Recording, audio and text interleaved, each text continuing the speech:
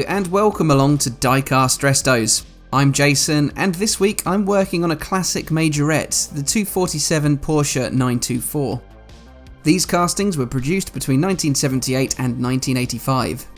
There's little left of the blue paint it once had, but it appears to have been painted over in places by a former owner in a darker blue. Specs of this can be found on some of the plastics. Here's how it should look in perfect condition, replicating this, a Porsche 924. The 924 was the first production Porsche to use water cooling and a front-engined rear-wheel drive layout. It was also the first to be offered with fully automatic transmission. It replaced both the 912 and 914 as their entry-level model. Like the 914, it was originally a joint venture between Porsche and Volkswagen. VW pulled the plug on the project following the 1973 oil crisis, but with Porsche needing a replacement for the 914, they went ahead with the 924. Under the terms of the deal, it was still built at Volkswagen's ex-NSU factory in Neckarsulm by VW employees.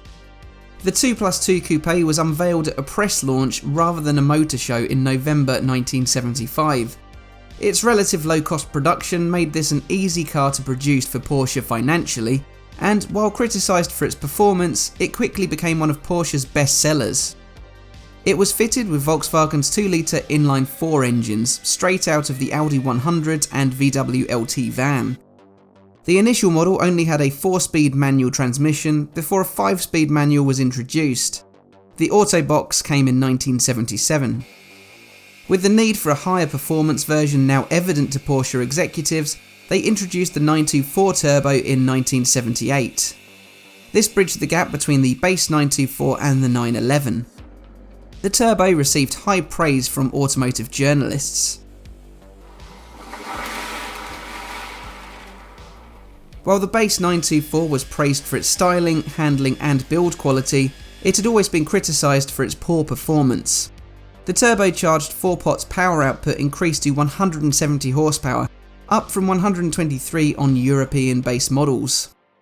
It was heavily modified at Zuffenhausen, with Porsche opting to hand-assemble the unit.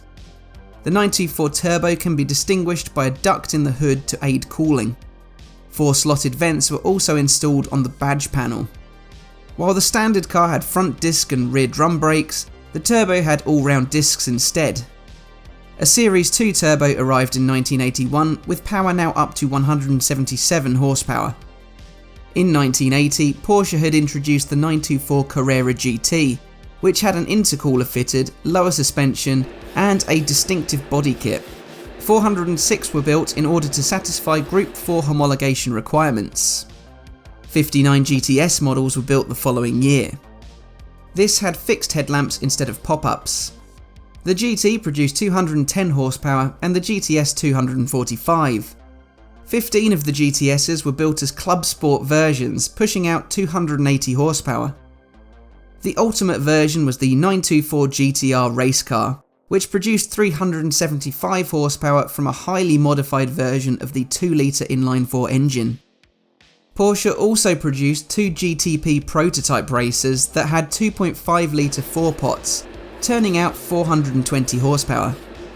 In 1984, VW stopped producing the engine blocks used in the 2-litre 924 engine. So Porsche opted to use a detuned 2.5-litre straight 4 borrowed from the 944. This resulted in the 148 brake horsepower 924S, introduced in 1986. Power increased to 156 bhp for its final year of production in 1988. Porsche decided to focus on more upmarket models, essentially making the 944 the 924's successor. The Majorette model was introduced in 1978, 2 years after the real 924. It was metallic silver with a red plastic interior. It had a black Porsche tampo on each side and amber tinted windows. It could be found with either a red or black front bumper. The latter ran into 1979 and beyond. In 1980, the metallic blue model, the same as mine, came out, which had orange side tampos. Then in 1981, it swapped to green paint with white tampos. Its final guise spanned 1982 to 1985. These were orange cars with white tampos. In 1982, it was offered in special Dallas promotional packaging in support of the TV series. These were the green models with white tampos, plus there was a black variant with orange Porsche side tampos. As you may be able to tell, I'm quite a fan of retro Majorettes in these bright colour schemes, particularly the metallic blues. I've used similar painting techniques on the 253 Oldsmobile Amiga and the 210 Volkswagen K70. The clear blue over silver always produces an excellent finish. So these are the parts that make up the Porsche. The main cabin glass sits loosely inside, while the rear hatch canopy tucks underneath and between it and the notches in the roof. Next to go in is the bumper piece that also forms the dashboard and steering wheel. After that goes the bright red interior piece. This also forms the tail lights. Then I go to fetch the polished metal base, slotting it onto the body at the rear, while the front is secured with a screw. Although it isn't on this occasion, as I'd put the front bumper and dashboard plastic in upside down. I flip it over and restart the reassembly process.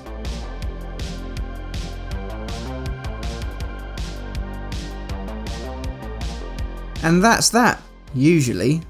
But on researching how the model originally looked in closer detail, I realised I'd missed those side Porsche decals.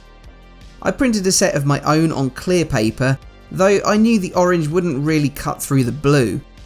Still, I went ahead with the application rather than leaving it, to give it a bit of extra visual interest.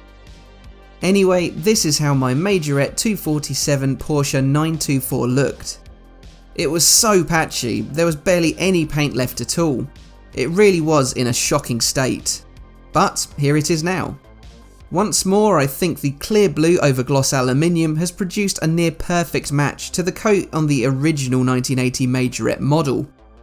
While the repaint has made the biggest difference, it's easy to miss the wheels retrimmed in chrome, the cleared and polished transparencies, the polished metal base, and the washed and paint stripped interior and tailgate plastic. While not as orange as the original Tampo, I'm still pleased with how the Porsche decals came out. And the front bumper was cleaned and washed in Citadel Gloss Nuln Oil. I'm very happy with this outcome.